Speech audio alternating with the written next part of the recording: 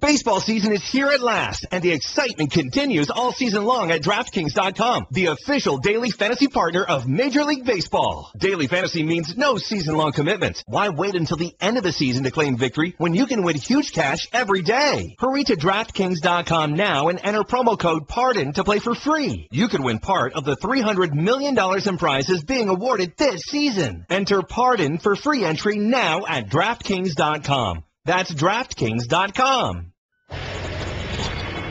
Pardon the interruption, but I'm Mike Wilbon, Tony, a man who fathered 34 children with 17 different women, is going to get his own reality series on the Oprah Network. I'm Tony Kornheiser, but I promise it won't affect my work on this show. Yeah, better not. 34 by 17. What do you think of that? Leaves Sean Tiff in the dust. Way in the dust. Way in the dust. Yeah. Oh, my goodness. With no hope of catching up. What does he do for a living to afford that? 17? Can't even imagine. Huh? He's not a cab 17 driver, women, you got payouts going too? Welcome to PTI, boys and girls. In today's episode, Randy Whitman walks away, Bill Belichick goes off, and Dean Smith leaves something amazing in his will. But we begin today with the tournament, which we have sorely missed this week. Tonight's featured game is the undefeated Kentucky Wildcats against West Virginia, with Dexter Miles Jr., who has promised a Mountaineer victory. Daxter, not Dexter. Dexter. Excuse me. I should know him better, shouldn't I? Wilbon, what chance do you give West Virginia of ending Kentucky's run? What do you mean we've sorely missed the It's just Thursday. We've missed it. It comes around on Thursday. 3 dead days without it. I hate to tell you this, but it's been going like that for 80 years. I give them no chance. We missed it this week. West Virginia, no chance. No chance? None. 0%. No chance. Remember we used to play that percentage game where reality would hold up the card? Right. We do that? Right. No chance. I'm giving them less chance than people gave, Jim Valvano of beating Houston. That turned out differently, right. But they gave them no chance, right? You run your mouth. You poked the bear. Let the bear sleep. Now, they may not have been asleep, but don't poke the bear. They're going to get crushed. They're going to be down 17 in the first half. There's a kill shot. You know that. Kill shot. I really want to root for them now because of your position. I really do. They're going to get crushed. There are some things. Look, there are some things that they do. West Virginia will turn you all over. over the court. They turn you over. They may rattle Kentucky. They may annoy Kentucky into a bunch of turnovers. The likelihood is Kentucky turns it over too. Yeah, the likelihood is that they foul so much that Kentucky's going to live on the line. Live at the line. And it's going to be an endless game. There's a statistic here, and I know you don't pay any attention to Harvard Analytics. I don't. But Harvard Analytics says that West Virginia sends its opponents to the line at a higher rate than any team in the country. Okay. Kentucky shoots 72% from the line, which is great in college. It is. So that's what's probably going to happen. Tony, not only did they wake up Kentucky, in case, just in case they were sleeping, they woke up the game officials. The referees are now not going to let Bob Huggins and his Huggy Bear crew get away with the mauling that they sometimes get away with. They are well coached. They know what they're doing. They have a plan. But you know what? Everybody's got a plan until Mike Tyson says, what happens? Well, yeah. So they get hit in the mouth. I understand that. But, I mean, no chance. In Kentucky's case, you would think that if you throw in a lot of threes and you get the lead, you could hurt them. But, again, West Virginia doesn't shoot well, 32% from three and 41% from the field. So you're going to put no stock in the fact that Huggins owns Calipari, 82 lifetimes. 20. Okay. You want me to give you 20? No. You want to take that bet? No, I actually won't take that one. I won't. I am expecting a much tighter and more entertaining game on the undercard in Cleveland. Wichita State versus Notre Dame. Forget about the stupid seedings. These two teams appear to be dead even. Notre Dame and its prolific offense will be confronted by a Wichita State defense that's one of the very best in the country. Tony, you have to stay awake. You got to get through this game before Kentucky takes the court. So which of these two great Midwestern basketball programs do you have as the favorite? The third-seeded Irish or the seventh-seeded Wheat Shockers? One of my favorite nicknames. I think if you look at the tournament so far, you make Wichita State the favorite. Wow. Notre Dame could have, maybe even should have lost twice at this point. Hey. Northeastern had a shot to win in its last possession. Butler went overtime with them and had a shot to win. UCLA shouldn't be in the tournament, but, I understand that. But what Wichita State has done, they beat Indiana, big conference team, right? Maybe shouldn't have been in, but beat them. But they beat Kansas. Kansas was a 2 seed. Yeah. They didn't just beat Kansas. They beat them decisively. So maybe this is their best game that was already played. Well, this would be my problem. that Wichita State threw so much into that game emotion that after you win that game, you're shot for the next game. Yeah, I don't think they're shot. I think both of these teams can play really well, Tony. I do like the classic offense versus defense. Notre Dame wants to score 80, and they can score 80. Wichita State can and score. I think they have the top field goal percentage of all the teams that entered this tournament. Notre Dame does. And you know I like Jaron Grant. I like him in a game like this. I like guards. For all the talk about the big men, Kentucky got is like just big men. Wichita State has great guards. They got the best guard out there. They got Van Vliet. And I don't know. And Van Vliet I like. All right? But I'm just saying, Grant. I like Jaron Grant. I think he knows what to do with the basketball. He can take over the game as a playmaker or as a scorer. I mean, that's who I like. I like Notre Dame. You like Grant because his uncle was on the Bulls. Where do you think Van Vliet's from? Is he from Chicago? The whole world is from Chicago. You brought it up. Let me say this about Counselor. Notre Dame. Notre Dame goes out early every year. Notre Dame, Villanova, Gonzaga. They go out early every year. And so I'm inclined to pick against them until I saw Mike Bray interviewed by Reese Davis. And Mike Bray talked about the death of his mother. Rooting for Mike Bray. And Mike Bray talked about the fact that he was going to coach that game. And as he sat on the bench, he thought of his mother, and he thought, what a great game this is. Story. And I decided right then and there, I'm in the tank for Mike Bray, and I'm rooting for him. I've known Mike Bray a long time. Let's move now to the Western Regional. The games tonight are Wisconsin against North Carolina and Arizona against Xavier. Both of our brackets have Wisconsin and Arizona winning. Yep. Neither of us had Xavier getting this far. Nope. Wilbon, is there any reason to think that we won't get the matchup we're looking for? Yeah. I mean, Xavier plays a big-time schedule in a big-time league. They're not shrinking away, running away. They're not scared. But I'm still going to take the two teams we've got. And I'm still going with Wisconsin the entire distance. I got Wisconsin staying alive to beat Kentucky in this thing. But none of it's a lock. I mean, after you see 2-14 seeds win the opening, look, I think upsets are by and large done now in the tournament. You can't really have any because everybody's fairly even. But I got chalk.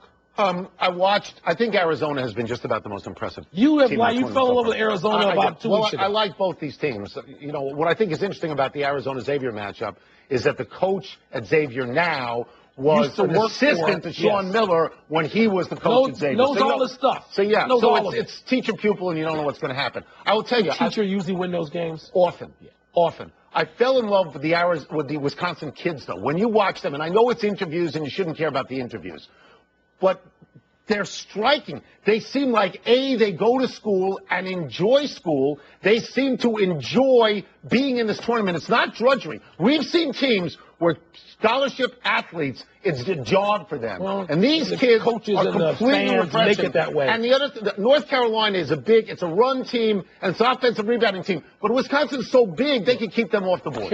They can, and I think they will. But Carolina can always win the national championship. We're talking about a coach who's won 2 of them. He knows what to do. I don't know about if they have enough in the backcourt. Carolina can beat anybody.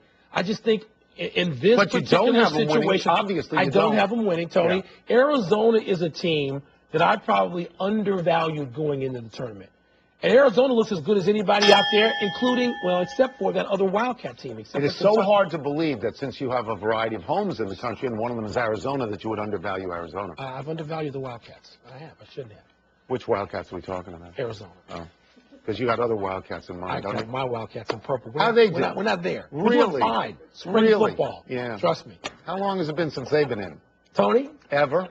You're not getting out of this segment without talking about your Washington Wizards and that sorry end-of-game performance they put up last night against the Pacers. I watched it. I know you brutal. I should have called you. Game tied, 7 seconds left. OT coming.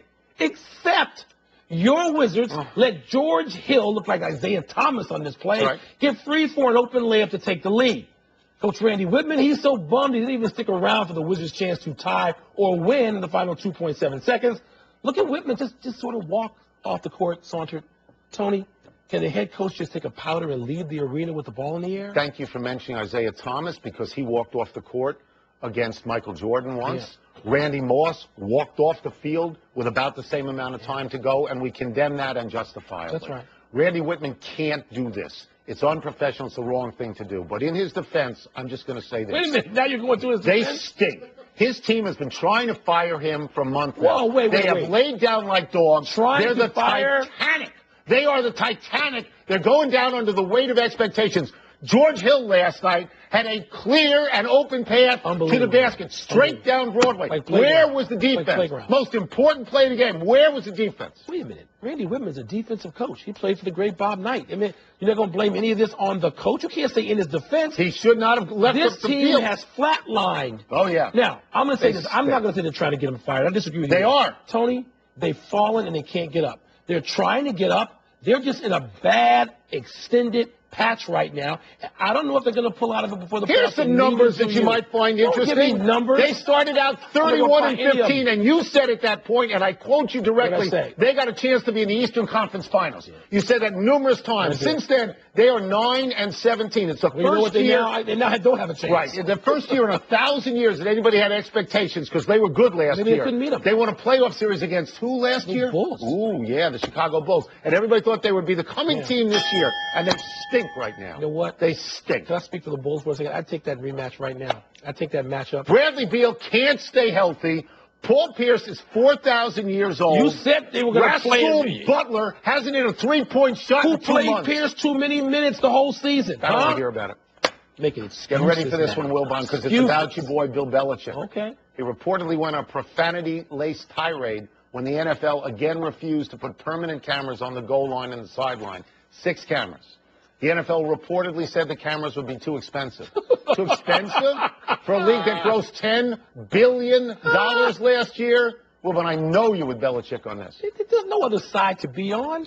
And, I'm going to, far be it from me, I should let you take the segment because I'm going to criticize the NFL. You don't want that, I know. Well, listen very carefully. This is indefensible on the part of the NFL on every single level. They have games in London. They have the Pro Bowl in Brazil. They make $10 billion. The only reasonable conclusion is they want the ambiguity, they want the controversy, because the most important play in all of football is a touchdown play. Scored. And you have to have the cameras. Well, then why not have it? How did I hit them hard enough for you? I'm glad you did. Okay. Maybe I should push back now. No, because now you're going to talk about their arrogance. Go ahead. No, not me. I'm not going to criticize the NFL. Right, yeah. I'm going to say about Bill Belichick, I'm glad. I hope he dropped 40 F-bombs on them. Because you know what? I don't know about wait. This is leadership. Bill Belichick is the only... It is.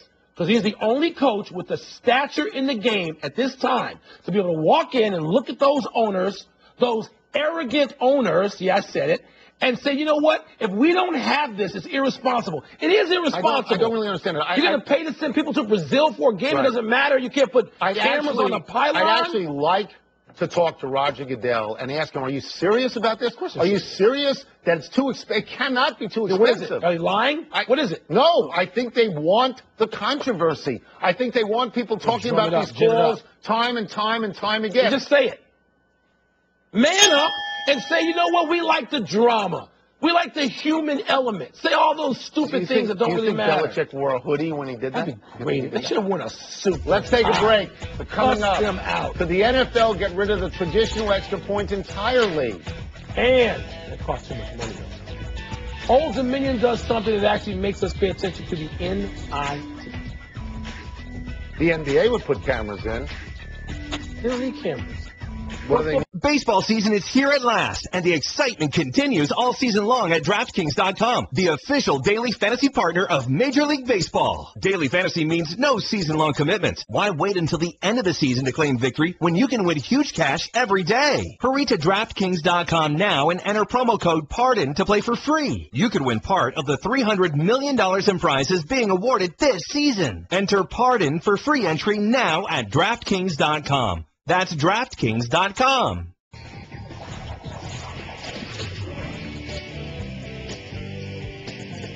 Winning at What's the Word is like winning at life. You need a great vocabulary, an English degree, and luxurious hair on the sides of your head. Really? What's first? The NFL would be blank to completely eliminate the extra point. They would be genetically altered. There's a reason they call it football. There's a reason they have the punt, pass, and kick competition. You don't eliminate the extra point. Look, I don't care if you move it back. I don't care if you narrow the goalpost. I don't care what you do with it except getting rid of it because, Mike, sometimes, I know it's rare, sometimes they miss. This is in football's DNA. You got to keep it. Tony, I'm not going to disagree with the words you said there. I agree with you wholeheartedly, but I'm just going to look to a different element of this.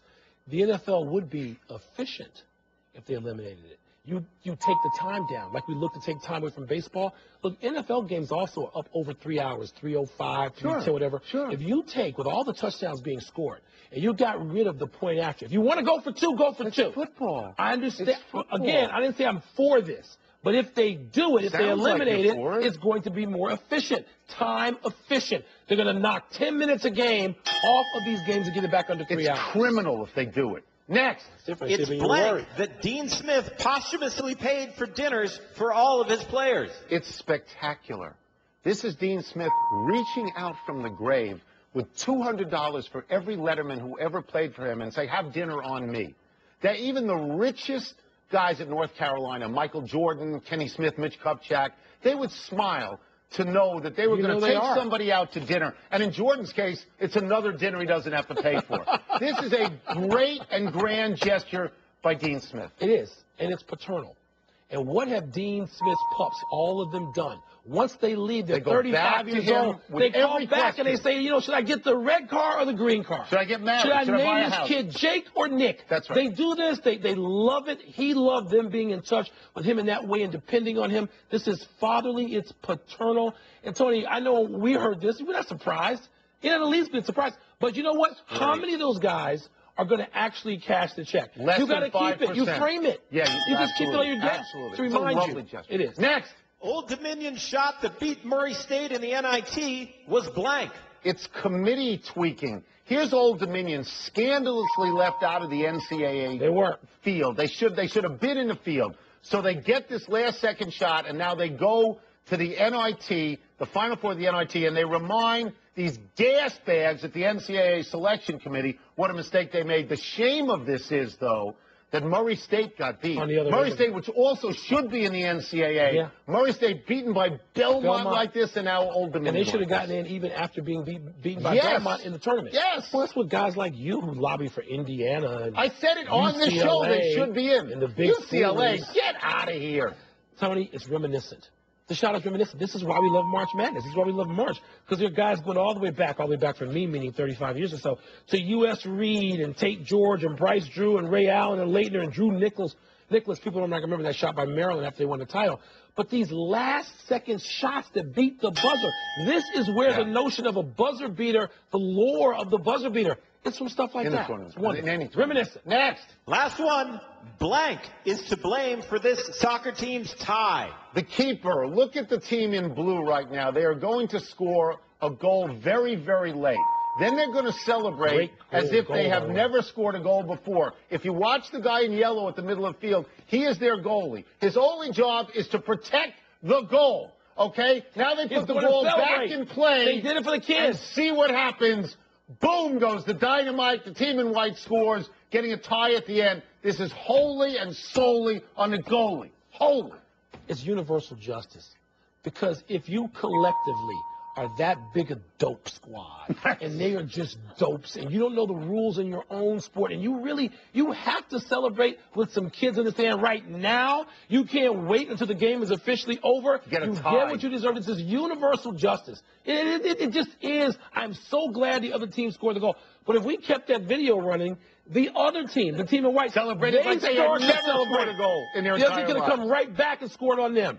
You saw him. Mike's words were Will Bush League. Let's take one last break, but still to come. Should a top NFL prospect's admission that he failed a drug test affect his draft stock? And Andrew McCutcheon chops off his trademark hair. Should Pirate fans worry this is a Samson situation? He's going to shot at Jordan about his dinner check pickup situation. Jordan ever pick up your check? No, would be the correct answer. No. He doesn't pick up anybody's check. He's America's guest. Happy time, people. Happy 30th birthday, Keira Knightley. Sneaky young. She's been a star since Bend It Like Beckham. It seems like that was 15 years ago. She was nominated for an Academy Award this year for The Imitation Game. Wilbon, do you like Keira Knightley? I do, but no more than Paraminder Nagra, who was also in that shot, because she was the co-star, not the star. She was a real soccer player. And Bend It Like Beckham. Yeah. She gets nothing. She's beautiful and talented. Where's she? She's in that ER, but what's this thing? Happy anniversary, Illinois. On this day 10 years ago, the Illini overcame a 15-point deficit in the last 4 minutes to beat Arizona and advance to the Final Four. The best pro from that team Turned out to be Darren Williams. That was Bruce Weber's best team. The Illini haven't done anything since. I covered that game for the Washington Post. I was at courtside. It is one of the 10 greatest basketball games, comebacks I have ever seen. Bruce Weber now at K-State, right? Isn't that where he is? Happy trails to Andrew McCutcheon's hair. The former National League MVP chopped off his dreadlocks, which he had been growing for 8 years for charity. Good for him. Wilbon, you have made it clear that you are not interested in men's hair. I'm not. But this guy had spectacular hair. I don't know if I will recognize him now. I don't recognize his game. Game recognizes game. What if Larry Fitzgerald did this? Would you know who he was? Yeah, Fitz, yeah. I've known him since he was like 8. I'd know who he was. Yeah, I really would. I think most people would not. They're so associating him with that. Absolutely. You're so obsessed with hair. Where are your dreads? I wish I had them. I wish I could grow hair. You know, someday I'm going to come in here with a long wig. Grow some for charity. I'm going to look like Bob Marley the next time you see me. No errors today. One omission. Good. The Niners waived Jonathan Martin. How many players do they have left? He was a hardball guy. Yes, They're getting rid of everybody. How many players do they have left? They have to bring Ronnie Lott and Joe Montana back just to suit up to field the team. Your boy owns that team. You going to defend him? You going to defend your boy? I'm defend this right now. Yeah, we're running out of show. We go to the big finish. Let's do it. The Spurs blew out the Thunder, but the Cavs crushed the Grizzlies. Which one was more impressive? I hate to indulge you in this. The Cavs were on the road, and they crushed Memphis.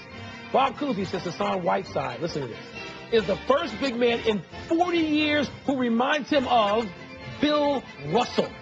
You with the Coos on this? This is the greatest endorsement of all time I've ever. This Bob Cousy. In Bob Cousy's day, he was the greatest basketball player of all time. His teammate, his revered teammate is Bill Russell. Meta World Peace, your boy. Yeah. Signed to play for an Italian team now that the Chinese season is over. How about the NBA? What am I, speaking Chinese? Yeah, what? How about the NBA? I don't think so. Really? Nebraska linebacker Randy Gregory says he tested positive for marijuana at the Combine.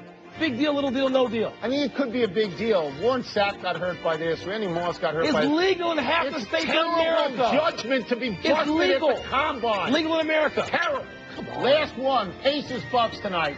Even you can't watch that. No, but Kings Islanders, I may take a peek in on Tony. NHL wrapping it up, baby. By the way, I don't know what your math is. It's not legal in half the states. Well, some of the states. We're out of time. We'll try to do better next time. I'm Tony Kornheiser. Legal in your zip code. Yes, I know that. 20015. I'm Mike Wilbon. Same time tomorrow, Knucklehead. Check out the podcast on iTunes. ESPN Radio, bringing you directly to the biggest events in sports. Center field, well hit, Hunter back, out of here! From opening day of baseball, throw to the plate, safe at the plate! Right through the World Series. For the third time in 5 seasons, the San Francisco Giants are the champions of the baseball world. Whether it's LeBron, Chris Paul, or Kevin Durant, when the NBA tips off, ESPN Radio is right there when a champion is crowned. We have a new world champion. The San Antonio Spurs are the world champions. And when the magic of bowl season arrives, ESPN Radio is your home for the new college football playoff. The college football playoff first national champion, the Ohio State Buckeyes. The biggest events in sports can be found right here on ESPN Radio.